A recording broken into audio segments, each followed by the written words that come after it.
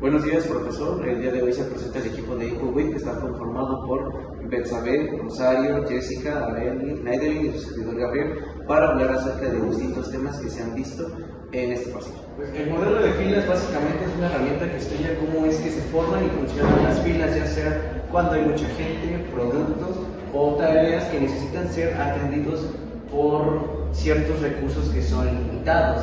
Y también nos sirve para poder analizar los tiempos de espera, la capacidad del sistema, cómo es que nos puede beneficiar o perjudicar, y también decidir si algún proceso necesita más recursos o está bien con lo que tiene. Y para este modelo de filas tenemos tres tipos de modelos, que son el MM1, el MMS y el MD1. Y aquí tenemos ciertos indicadores claves, como lo son el tiempo promedio en la cola, el tiempo promedio en el sistema, el número de clientes en la cola, el número de clientes en el sistema y la utilización del servidor que se utiliza para este modelo de filas. Bueno, ahora tenemos un ejemplo del modelo de filas. Y como ejemplo está, supongamos que Cowen tiene una tienda en donde compran estambres reciclados de PET y llegan 12 clientes por hora. La única cajera puede atender 15 clientes por hora y nos pide que desarrollemos el modelo de filas sin problema. Ahora, hay que distinguir las variables. En este caso tenemos mu, que es 15, y lambda, que es 12. Vamos a desarrollar la primera fórmula, donde nos piden que la utilización del servidor. Debemos de calcular el lambda sobre mu, nos da 0.8, eso lo pasamos a porcentaje y nos diría que la cajera se ha ocupado el 80% del tiempo. Ahora, para resolver la siguiente fórmula, nos pide que LQ es el resultado que nos acaba de sacar, es igual a este resultado a la segunda potencia sobre 1 menos el mismo resultado que acabamos de sacar. Entonces, ya cuando realizamos toda esta fórmula, sería 3.2, lo que nos daría un promedio de que hay 3 clientes esperando. Ahora, para sacar el WQ nos pide los datos anteriores, que sería LQ sobre lambda. 3.2 sobre 12 sería igual a 0.266 horas. Esto lo tenemos que pasar obviamente a minutos y nos tendría que dar 16 minutos. Esto querría decir que el cliente espera alrededor de unos 16 minutos en promedio. Para sacar la fórmula de W es igual a 1 sobre mu menos lambda. Cuando ya evaluamos todo esto, o ya lo resolvimos, nos da 0.33 horas, lo pasamos a minutos y nos daría 20 minutos. Lo que daría a entender que el cliente pasó un total de 20 minutos en el sistema. Y ya para terminar, calculamos el L, que sería igual a lambda por W, que acabamos de resolver. Esto nos da 4. En promedio hay 4 clientes en la tienda por minuto. Ya aquí hay como un resumen de todo lo que ya resolvimos, y eso sería todo del ejemplo. La norma de un factor es un método estadístico que se utiliza para examinar las diferencias entre las medias de 3 grupos o más. Tiene como objetivo investigar si las variaciones de dichos grupos son medibles o no. Se ponen dos hipótesis. La hipótesis nula significa que no existe ninguna variación, y en la hipótesis de tratamiento significa que al menos un grupo tiene variación. Como fórmulas tenemos que el total es igual a la suma de ya sean las columnas o las filas. El factor de corrección es igual al total al cuadrado entre el número total de datos. La suma de cuadrados totales es la suma igualmente del total al cuadrado menos el factor de corrección. Y la suma de cuadrados de tratamiento es la suma del total al cuadrado entre el total de datos menos el factor de corrección. Y la suma de cuadrados de error es igual a la suma de cuadrados totales menos la suma del cuadrado de tratamientos. Y después tenemos una tabla. En esta tabla se va a poner factor, error y total. Y la suma de cuadrados, aquí en la primera se va a poner la suma de cuadrados totales, la suma de cuadrados de error y la suma de cuadrados de tratamiento. En grado de libertad, la K es el número de grupos menos 1 y la N es el número total de datos. Para el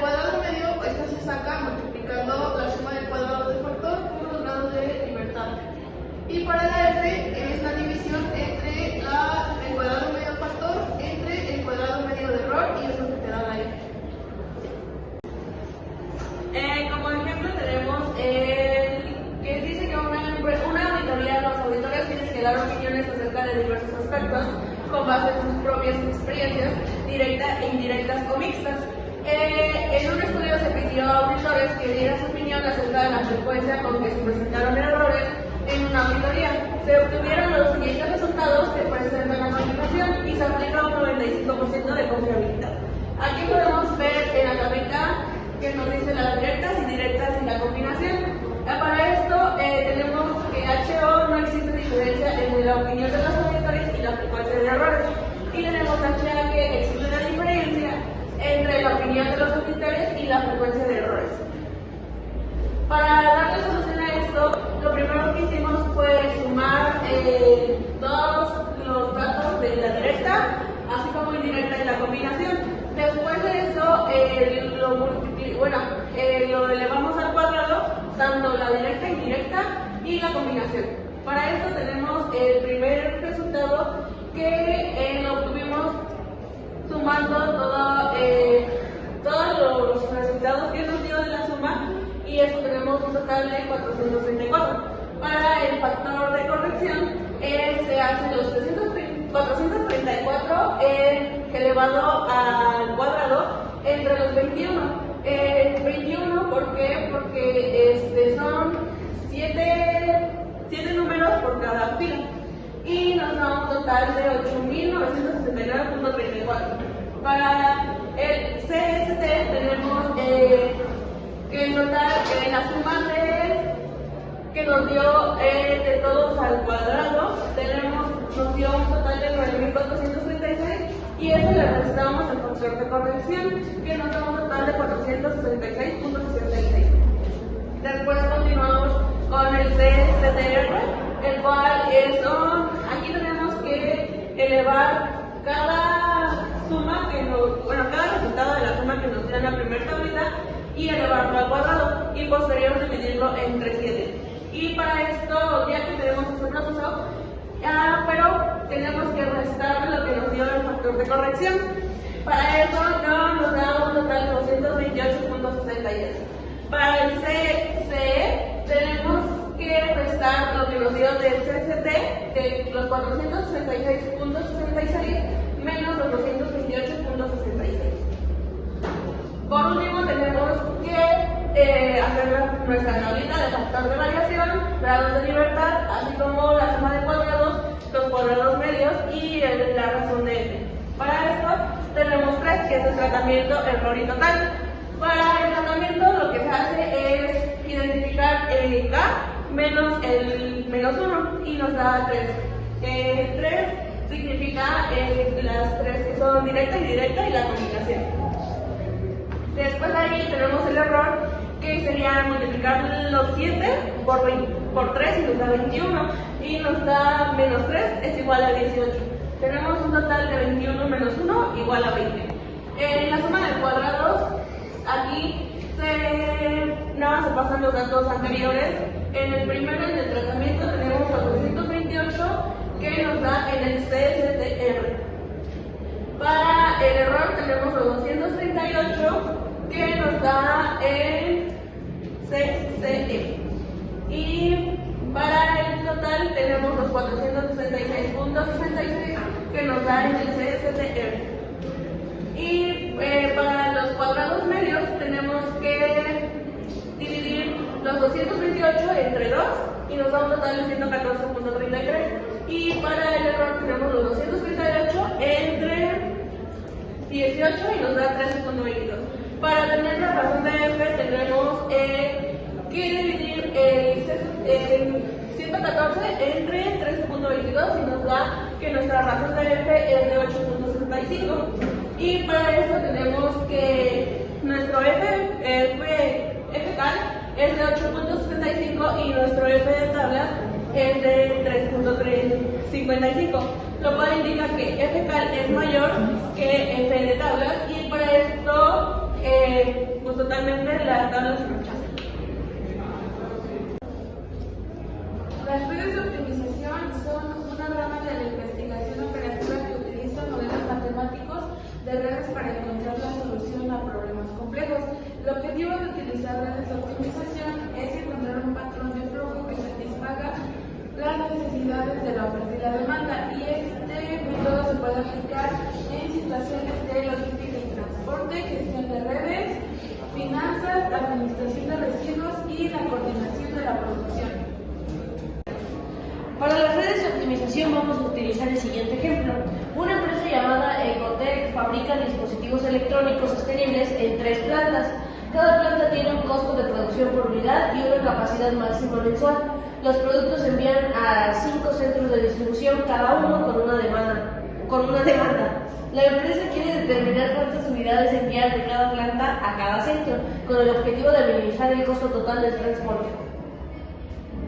Aquí vamos a tener la tabla de nuestros datos, que estos van a ser los clientes, y aquí se va a mencionar las demandas: 250, 300, 200, 350 y 150.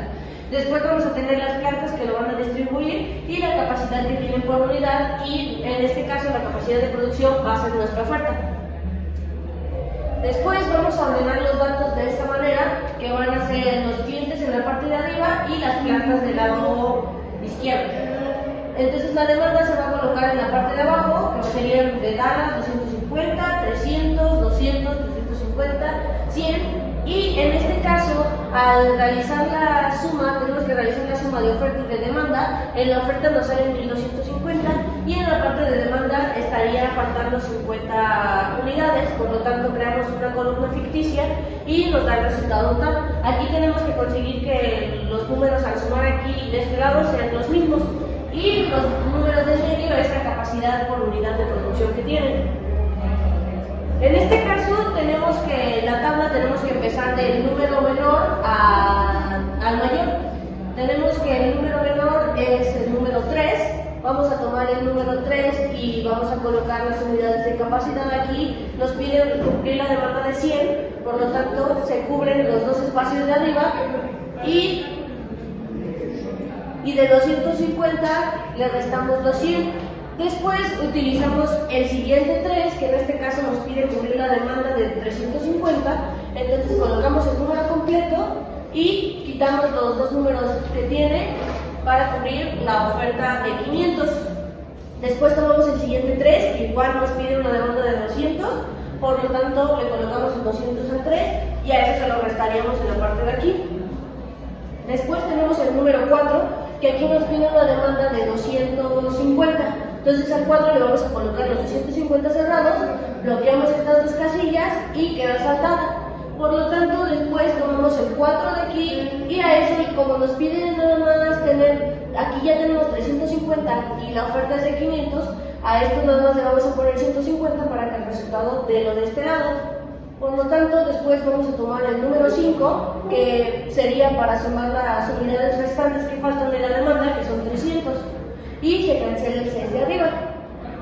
Y como de este lado solamente tenemos que lograr que todos coincidan y queden en 0, al igual de este lado. En este lado nos estarían faltando 50, por lo tanto, por eso se creó la tabla ficticia con los 50 que faltan. Y después realizamos la fórmula tomando en cuenta